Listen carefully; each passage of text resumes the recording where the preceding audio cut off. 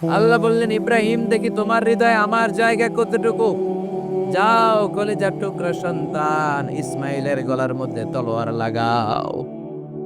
সাইয়েদনা ইব্রাহিম বিয়ে করার পর থেকে আল্লাহর কাছে চাইতে চাইতে শেষ, মাগা সন্তান হয় না। ওনার প্রথম সন্তানটা হয়েছিল সাইয়েদনা ইসমাইল যখন জন্মগ্রহণ করেছে, ইব্রাহিমের বয়স ছিল ৮৬ বছর। সুবহানাল্লাহ কইতে মনে চায় না? এই এলাকায় আসেনি ৮৬ বছর বয়সে সন্তান হয়েছে? হ্যাঁ, এরকম শক্তিশালী পুরুষ কেউ আছে? আহা, ৮৬ বছর বয়সে তো হাঁটতেই পারে না। কথা কও না। সৈয়দনা ইসমাঈলকে যখন আল্লাহ তাআলা সৈয়দনা ইব্রাহিমকে উপহার দিয়েছেন, তখন সৈয়দনা ইব্রাহিমের বয়স, চিল্লায় বলেন কত? ৮৬ বছর বয়সে যে কলিজার টুকরা সন্তানটাকে হাতে পেলেন, চাঁদের মতো সুন্দর ছেলে। আল্লাহ বললেন, দেখি আমার হৃদয়ে তোমার জায়গা কতটুকু, ইসমাইলকে জবাই করো। বলতে দেরি, ছুরি লাগাতে দেরি হয় না। এরপরে উনি ওনার কলিজার টুকরা ছেলে সৈয়দনা ইসমাইলের সাথে কি ডায়ালগ মারলে, সেটাও কোরআনের ভেতরে আছে না নাই?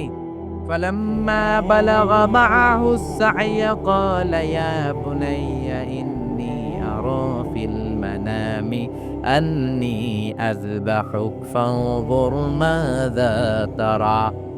তিনি ছেলেরা ডেকে বললেন, ও আমার কলিজার টুকরা ছেলে ইসমাইল, গত রাতে আমি স্বপ্ন দেখেছি যে আমি তোমাকে জবাই করছি। ফানদুর মাযা তারা, তোমার অভিমত কি, অপিনিয়ন কি জানাও। সুবহানাল্লাহ বলেন। ছেলেরা বললেন, আমি স্বপ্নে দেখেছি তোমার জবাই করতেছে, তোমার অভিমত কি? আমগরে যদি আমগো আব্বারা কইতাম আমার দেখান নেই, বড়টারও দেখছেন। কথা কন, বড়টাই কইতো আমার না মাজ্জাটারে দেখছেন, মাজ্জাটারে কইলে কইতো ছোটটারে দেখছেন। কথা কন, আমরা এটা কইতাম না? 100% আমরা এরকম উত্তর দিয়ে দিতাম, চিল্লায় কোন ঠিক কিনা? কিন্তু সৈয়দনা ইসমাইল কেমন ছেলে, বাপ কা বেটা সিপাহী কা ঘোড়া, কুছ না হতো থোড়া থোড়া, ঠিক কিনা? ছেলে বলল, ইয়া আবাতি ফআল মা তুমারু সাতাজিদুনি ইনশাআল্লাহু মিনাস সাবিরিন। কি ছেলে, আমগডিও পোলা ওইটাও পোলা, পার্থক্য আছে না নাই? ছেলে কয়, বাবা আমি তো ডরাই না, আমি ডরাই আমনেরে লইয়া। আমনে ডরান কিনা, আপনি ভয় পেয়ে যান কিনা, ওই টেনশনে আমি আছি। আপনি যে আমার এত মায়া করেন, আপনি যে আমার এত ভালোবাসেন, আমাকে সুইয়ে দিয়ে যে জবাই করবেন, ফিনতি দিয়ে যে রক্ত ছুটবে, আপনি ভয় পেয়ে যান কিনা, ওই ভয় আমি পেয়ে যান। আমার অন্তরে কোনো ভয় নাই। ইয়া আবাতি ফাআল মা তুমার, বাবা যেমনটা আদিষ্ট হয়েছেন ঠিক তেমন তেমন করেন। সাতাজিদুনি ইনশাআল্লাহু মিনাস সাবিরিন, ইনশাআল্লাহ আপনি আমারে ধৈর্যশীল পাবেন। এরকম ছেলে আমাদের ঘরে ঘরে থাকার দরকার আছে না নাই? তার মানে বাপ বেটা কি ডায়ালগ মারছে, কোরআনে তুলে দিল কে? আমি আপনাদের খেদমতে সূরা আল বাকারার 124 নম্বর আয়াত তেলাওয়াত করেছি। এই আয়াতে আল্লাহ তাআলা একজন প্রসিদ্ধ নবীর ব্যাপারে কিছু তথ্য দিয়েছেন। এই তথ্যগুলো আজকে আমরা শুনবো ইনশাআল্লাহ। পড়ে নেব। রব্বুল আলামিন বলেন, ওয়াইয বিতালা ইব্রাহিমা রাব্বুহু বিকালিমাতিন ফাতাম্মাহুন্না ক্বালা ইন্নী জাইলুকা লিন-নাসি ইমামা। সুবহানাল্লাহ পড়েন। যেই নবীর ব্যাপারে আল্লাহ তথ্য দিলেন, ওই নবীর নাম ইব্রাহিম আলাইহিস সালাম। সবাই বলেন কি নাম? চিল্লায় বলেন কি নাম? আল্লাহ বলেন, নবী স্মরণ করুন সেই সময়ের কথা যখন আমি আমার খলিল ইব্রাহিমকে অনেকগুলো বিষয়ে পরীক্ষা করেছিলাম, আর আমার খলিল ইব্রাহিম প্রতিটা পরীক্ষায় গোল্ডেন এ প্লাস পেয়েছে। প্রতিটা পরীক্ষায় সফলতার সাথে আমার ইব্রাহিম উত্তীর্ণ হয়েছে। আর ফলাফল স্বরূপ আমি বলেছি, ইন্নী জাইলুকা লিন-নাসি ইমামা। ইব্রাহিম, এতগুলো কঠিন পরীক্ষা নিলাম, একটাও ফেল মারলাম না, সবগুলাই পাস। যাও, এর বদৌলতে তোমার আমি গোটা বিশ্বের মানুষদের ইমাম বানাই দিলাম। ইমাম মানে নেতা। ইমাম মানে কি? নেতা। নেতা হওয়া এত সহজ না। আগুনে পুড়িয়ে পুড়িয়ে যেমনি খাঁটি সোনা বানানো হয়, তেমনি কষ্টি পাথর দিয়ে যাচাই করে করে, পরীক্ষা করে করে আল্লাহ তাআলা সাইয়েদনা ইব্রাহিমকে মর্যাদার আসনে বসিয়েছেন। আল্লাহ বলে, অনেকগুলো পরীক্ষা আমি নিয়েছি সাইয়েদনা ইব্রাহিমকে। আল্লাহ যারে পছন্দ করে বেশি, তার জীবনে পরীক্ষা। বিশ্বনবী বলেন, আসাদুন নাসি বালাআন আল আম্বিয়া। এই দুনিয়ার বুকে সবচাইতে বেশি পরীক্ষা নেয় আল্লাহ নবীদের। সুম্মাল আমসাল ফাল আমসাল, তারপরে সিদ্দিকিনদের, তারপরে শুহাদাদের, তারপরে সালেহিনদের। ইবতালার রাজুলু আলা হাসাবি দীনিহি, যেই ব্যক্তির দিনদারি বেশি তার জীবনে পরীক্ষাও। বিশ্বনবীর আল্লাহ সান্ত্বনা দিচ্ছেন, নবী ওরা আপনারে গণক বলে, ওরা আপনারে জাদুকর বলে, ওরা আপনারে কবি বলে, ওরা আপনারে পাগল বলে, কিন্তু আপনি হতাশ হবেন না। একটার পর একটা পরীক্ষা আপনার উপর চেপে বসেছে, এগুলো দেখে ভয় পাওয়ার কোনো কারণ নাই, কারণ মুমিন ভয় পায় না। চিল্লায় এখন ঠিক কিনা?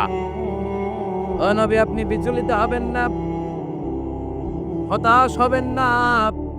আপনার আগে যেই নবীরা ছিল তাদের জীবনেও পরীক্ষা ছিল কি ছিল না?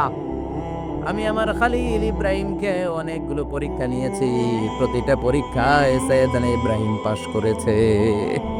বিশ্বনবীকে আল্লাহ সান্ত্বনা দিচ্ছেন, সুবহানাল্লাহ বলেন। বিশ্বনবী হতাশ হবেন না, ডোন্ট বি স্যাড, লা তাহজান, নেভার লুজ হোপ। ও নবী আশা হারাবেন না। আপনার উপর যেমন পরীক্ষা আছে, সৈয়দনা ইব্রাহিমের উপরও পরীক্ষা ছিল। সবার উপর আমি পরীক্ষা নেই। আপনারে ওরা কবি বলে গালি দেয়, গণক বলে গালি দেয়, জাদুকর বলে গালি দেয়, পাগল বলে গালি দেয়। যুগের ব্যবধানে এই গালিগুলো আছে, কিন্তু নামগুলো চেঞ্জ হয়েছে। চিল্লা এখন ঠিক কিনা?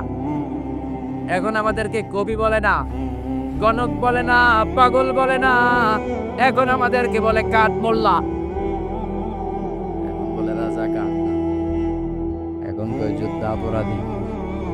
গালি আছে না নাই?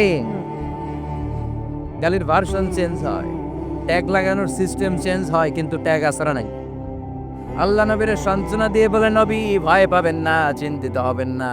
আপনার যেমনি পরীক্ষা আমি নিচ্ছি, সৈয়দনা ইব্রাহিমের আমি পরীক্ষা নিয়েছি।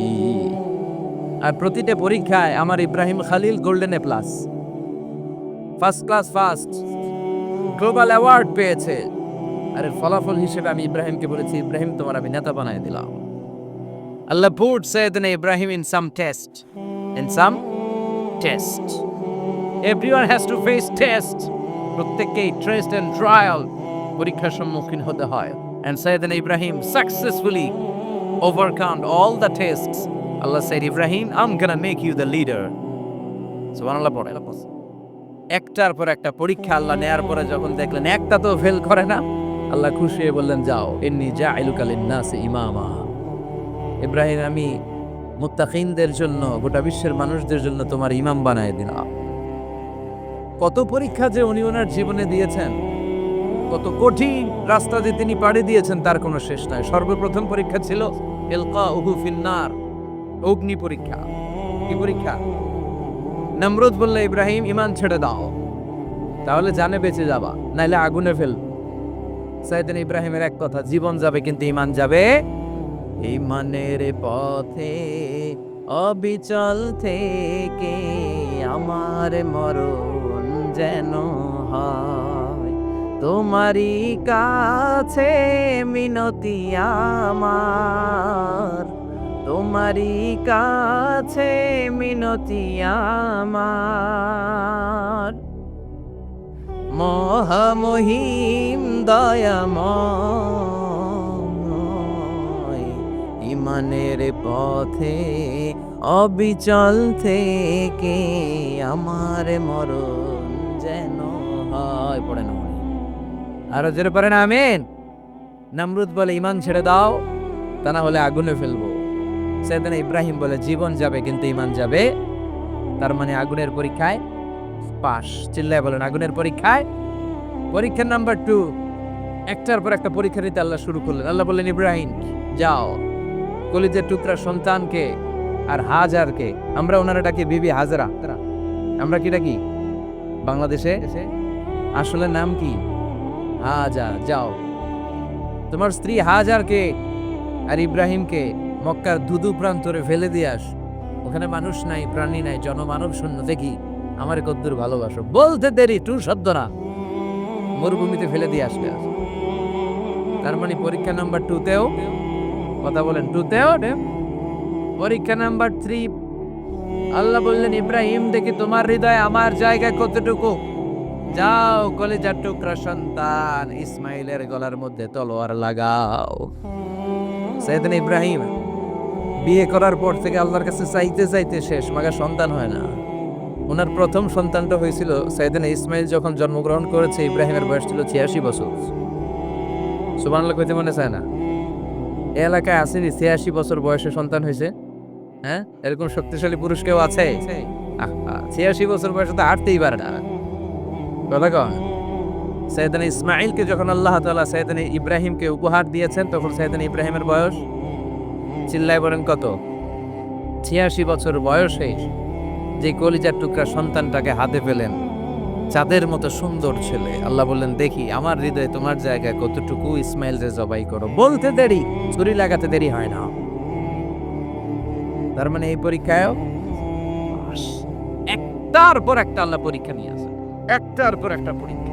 আগুনের পরীক্ষায় পাস, ফ্যামিলি বিসর্জন দাও পাস, কলিজার টুকরা সন্তানের গলায় ছড়ি লাগাও পাস,